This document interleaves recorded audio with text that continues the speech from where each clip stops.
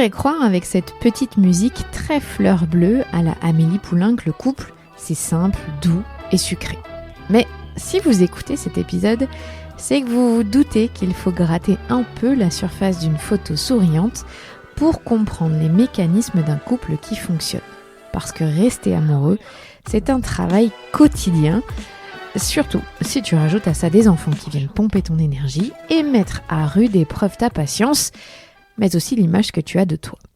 Je suis donc très heureuse de pouvoir vous proposer cette nouvelle série une fois par mois.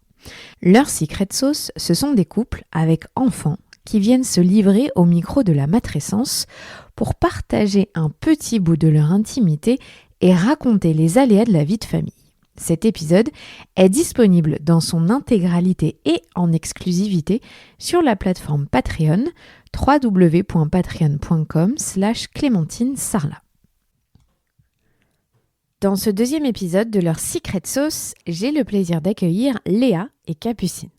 En couple et mariées depuis un peu plus de 2 ans, elles ont accueilli leur fille Liv après une PMA en 2019.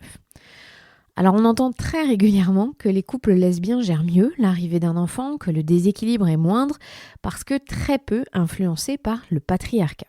Mais est-ce que c'est vrai ? Et comment ça se passe, par exemple pour Léa et Capucine au quotidien ? En faisant le choix de devenir mères, elles ont aussi remis en question leur mode de vie. Une façon à elles de créer leur propre modèle dans un monde dominé par l'hétérosexualité et donc l'hétéroparentalité. Dans cet épisode, on parle de ne vouloir qu'un enfant, du temps accordé à leur couple, de la fluidité avec laquelle leur amour a fait de la place à cette petite personne, Liv. Derrière ce couple épanoui, il y a surtout des choix forts pour coller au maximum avec leurs convictions. Je vous souhaite une très bonne écoute.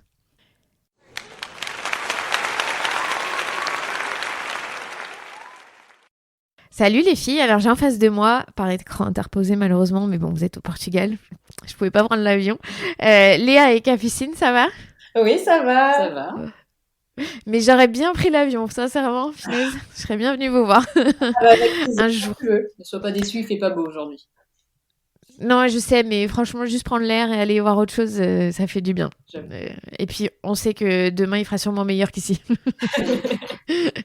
Ne mentez pas, on le sait. On sait quand même que le soleil, il est plus sympa chez vous au Portugal que chez nous.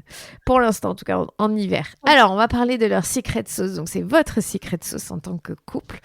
Et déjà, petite question. Est-ce qu'il y en a une de vous deux qui ne voulait pas le faire ? Peut-être plus moi. Je suis pas super à l'aise, c'est pas un exercice qui me va super bien, donc ouais, j'étais un peu réticente, mais bon, ça a duré 2 minutes, elle m'a convaincue, ça va. Ouais, Capu, elle aime moins parler que moi. Moi, je suis une pipelette, j'adore raconter les choses. Capu un peu moins, mais je pense qu'elle est contente d'être là quand même. Oui, bien sûr. Il y a juste une part de timidité, mais c'est tout.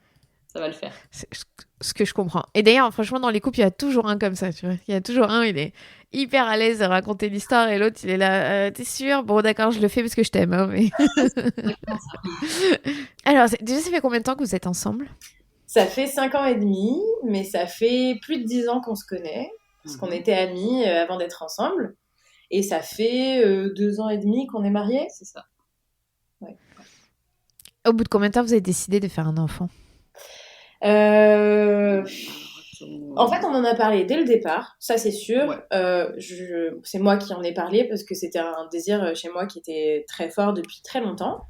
Et en fait, j'en ai parlé à Capu, mais de manière plus informative, en lui disant moi, si j'avais un enfant, j'aimerais que ce soit de telle et telle manière, puisque nous, forcément, ça ne se fait pas naturellement, donc on a diverses possibilités. Et moi, j'avais déjà une idée très précise de ce que je souhaitais.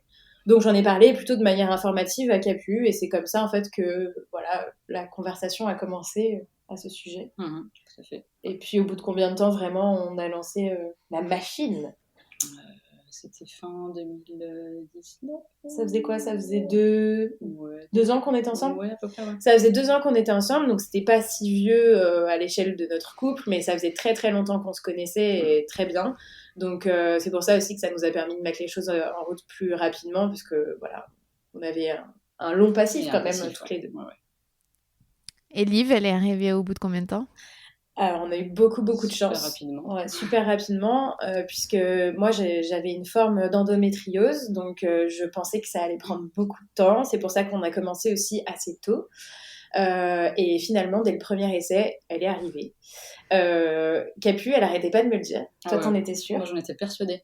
Euh, 100%. Ouais, et moi je lui disais mais non ça ne fonctionnera jamais du premier coup et puis bah bim Ah ouais. ça a marché donc on a eu beaucoup de chance et on le sait maintenant que j'aide des femmes beaucoup dans leur parcours de PMA, je sais à quel point on a eu de la chance voilà, que ça arrive aussi vite.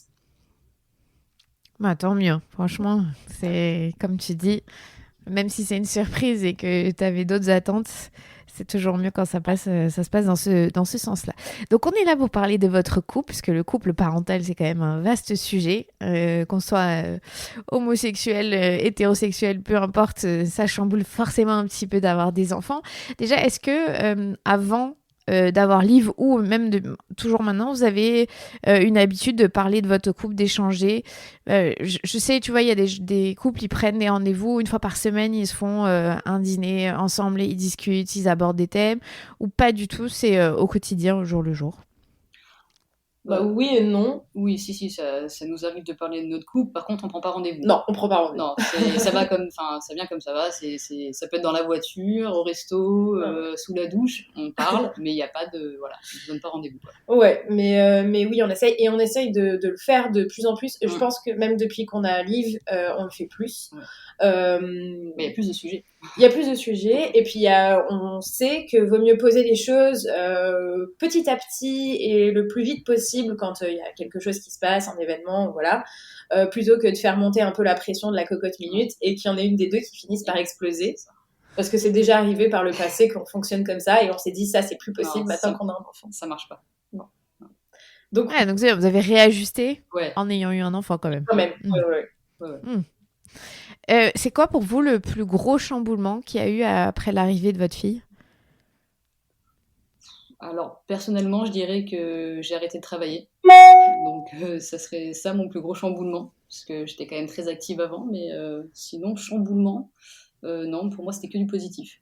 Ouais, voilà. Et moi, je dirais que ça a été plutôt ce truc de devoir toujours organiser, enfin d'un coup on a la responsabilité d'une petite personne, il faut assurer sa survie, son bien-être, etc.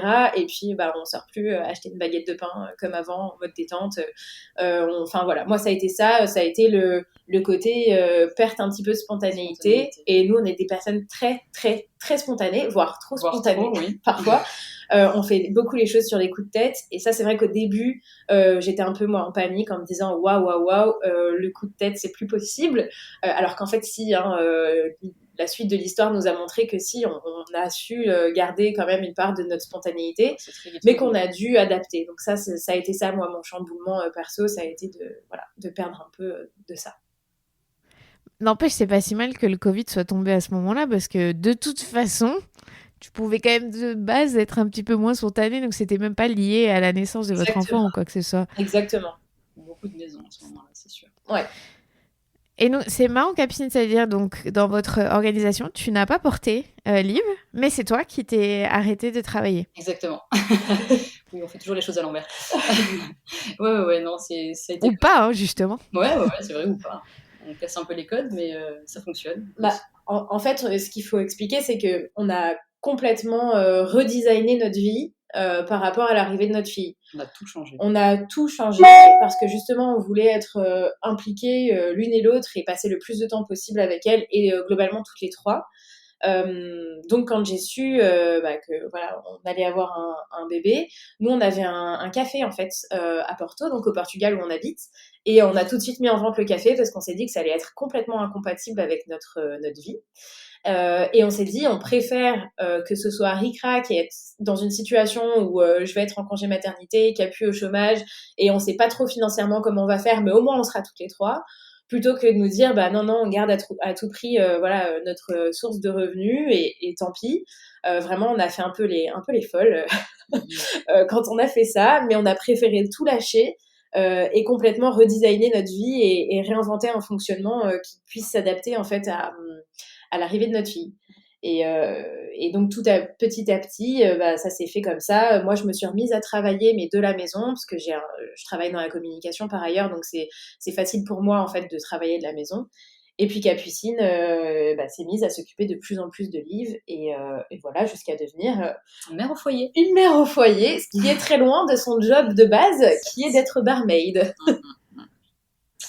Et ça, vous l'avez décidé quand Liv est arrivée, t'étais tout de suite prête ou c'est voilà, de voir l'amour que t'as ressenti pour elle, te dire je peux pas en fait Non, continuer cette vie, j'ai besoin d'être avec elle? Ça s'est fait instinctivement, vraiment, enfin ça s'est fait de façon complètement naturelle. Je me voyais pas aux 4 ou 6 mois de ma fille retourner bosser et partir à 7-8 heures le matin, puis rentrer à, je sais pas, 18-20 heures et l'avoir que 2-3 heures par jour, et encore, non, là c'était pas possible. Ouais. Ça faisait longtemps que je voulais un enfant et sans vraiment le mentionner. Mais voilà, quoi, la petite, elle était là, c'était pas possible de repartir aussi vite, quoi. Fallait en profiter. Ouais, Capu est très mère poule. Hein. Ouais, je suis super maternelle, quoi. Je suis elle je suis très enveloppante, je suis très. Et puis on savait pas vraiment, on n'avait pas vraiment acté les choses, de se dire Non. Capu va rester avec la petite à la maison tant de temps. Ça s'est vraiment fait au fur et à mesure. Mais en fait, on n'arrivait pas à se résoudre à la faire garder, à se séparer d'elle. Et en fait, du coup, on a, même si c'est pas, alors c'est un challenge et c'est pas facile tous les jours, voilà, notamment pour Capu. Ah oui, non, il y a vraiment des jours où tu te dis, mais c'est pas possible, mais qu'est-ce que je fais là, enfermée dans la maison avec la petite qui gueule de partout, je me dis non. Et puis bon, ça dure 1 heure, et puis au pire des cas, une journée, c'est un peu dur, et puis le lendemain, tu repars, et puis c'est le plus beau métier du monde, quoi, quoi qu'il arrive. Et donc voilà. Donc le plus dur aussi. Ouais, carrément. Et on a du coup trouvé ce fonctionnement qu'on a réajusté petit à petit, etc. Et qui marche plutôt bien. Donc voilà, je pense que c'est ce qui a fait aussi que les choses ont bien fonctionné pour nous. Bon alors, est-ce que quand même, il y a eu des grosses disputes à cause de la fatigue, à cause des hormones aussi, peu importe, mais dans le vrai postpartum, dans les débuts, est-ce que vous avez la sensation qu'il y a eu des grosses disputes ou que vous avez super bien géré? Et si c'est le cas, dites-nous votre secret. Des grosses disputes, là, je pourrais pas t'en sortir une, donc c'est que ça m'a pas marqué. Je pense qu'il y en a pas eu. Alors pourtant, il y a eu des accrochages, bien sûr. On est loin d'être le couple parfait qui ne se dispute jamais et tout. On a 2 gros caractères. Ouais. Il faut dire qu'on est sagittaires toutes les 2. Ouais. Donc la mauvaise foi, c'est pas mal chez nous. Mais non, en fait, je pense même qu'on se dispute moins maintenant qu'on est maman qu'avant. Exactement. Ce qui nous étonne aussi, puisque moi j'avais très très peur quand j'étais enceinte que l'arrivée de notre bébé fasse un peu péter notre couple, que ce soit compliqué, qu'on se comprenne pas, que voilà, ça parte dans tous les sens. Et en fait, non, je pense que pendant la grossesse, on a beaucoup parlé, on s'est quand même pas mal projeté. Tu étais extrêmement zen. J'étais très zen, ouais, ça a aidé à créer une atmosphère un peu. En fait, moi, je suis pas super zen de base, mais je ne sais pas pourquoi, pendant la grossesse, j'étais telle Gandhi. Je n'ai jamais été aussi détendue de toute ma vie. C'était vraiment, j'avais l'impression d'avoir fumé 25 pétards tous les jours. C'était extraordinaire. Et du coup, ça a aidé, je pense, à créer une espèce de bulle toute tranquille comme ça. Et on a beaucoup parlé. Moi, je suis celle dans le couple qui s'informe beaucoup, qui lit beaucoup, qui cherche beaucoup les infos. Et après, je les restitue à Capu, qui est un peu plus feignante pour ça. Et du coup, je lui ai parlé de ce que pouvait être le baby blues, la dépression du postpartum, comment ça se repère, qu'est-ce qu'on peut faire, pourquoi c'est important de rester un peu dans notre petite bulle toutes les 3 au départ. Enfin, voilà, on a essayé de parler de tout ça pour se préparer au mieux, même si, spoiler alerte, je pense qu'on n'est jamais prêt et prête. Donc voilà, mais on a essayé en tout cas, et je pense que ça a fonctionné. Puisque dès que j'ai commencé à avoir un petit coup de mou, elle a pu tout de suite voir que j'avais un coup de mou et du coup me réconforter, m'aider, etc. Et puis ça s'est fait comme ça, on a vraiment fait corps autour de notre fille toutes les 2 et voilà, et on a avancé petit à petit comme ça, même quand c'était compliqué et tout, on était un relais l'une pour l'autre. On a tout fait à 2 les 6 premiers mois quasi. Ouais. Donc c'était... Ouais, mais il y a d'accord. Il y a cet aspect, c'est que comme vous étiez toutes les 2 en arrêt ensemble, Il y a un déséquilibre en moi, en fait. Et voilà, et chacune aide l'autre et inversement, et puis c'est beaucoup plus facile comme ça.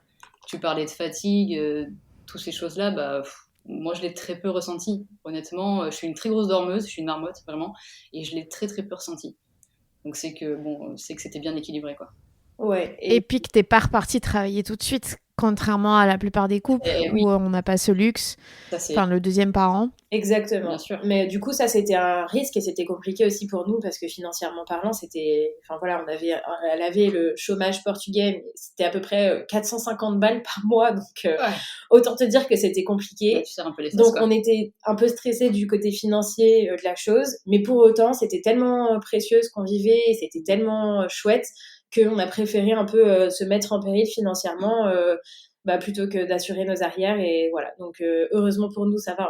On en est sorti comme il faut de tout ça. Et c'était un gros risque. Mais pour autant, on regrette vraiment pas cette façon de faire. Parce que oui, pendant les 6 premiers mois, moi, j'ai pas bossé. Je commençais à créer ma boîte, mais c'était tout tranquille.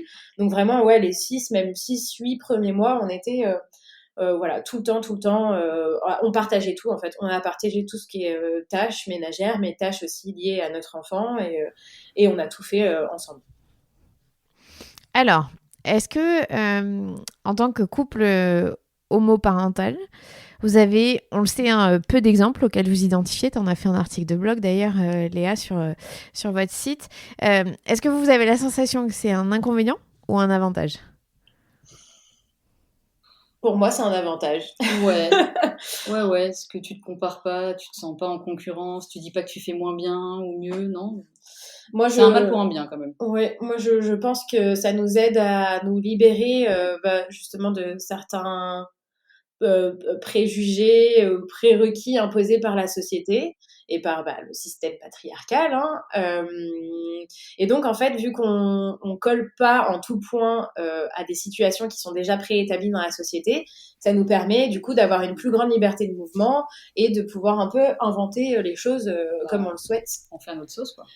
Voilà, exactement. Et justement, c'est le pourquoi aussi de c'est moi qui ai porté, mais c'est Capu qui bosse pas. Ça, nous, ça nous choque pas. Enfin, on est super détendu à ce sujet. Ça, pas l'esprit, quoi. Mais par contre, effectivement, quand on raconte ça, on voit la réaction des gens et les gens bug un peu. Ouais. Mais pour nous, c'est normal. Donc, en fait, on invente notre normalité, je pense. Tout à fait. Capu, est-ce que toi, en tant que donc la maman sociale, vous m'avez appris un mot, c'est comme ça que c'est défini dans la loi, mais donc la maman qui n'a pas porté, ça a été simple pour toi de trouver ta place? Est-ce qu'il y a eu des tensions par rapport à ce rôle ou ça n'a pas l'air, parce que vu tout ce que vous m'avez raconté, ou c'était bien défini à la base et que c'était clair? Ceci n'est pas un bug, rassurez-vous, si vous souhaitez écouter l'épisode dans son intégralité, alors rendez-vous sur la page Patreon, www.patreon.com/Clémentine Sarlat. Leur secret sauce est à découvrir en exclusivité pour les niveaux auditeuristes de mon cœur et les VIP sur Patreon.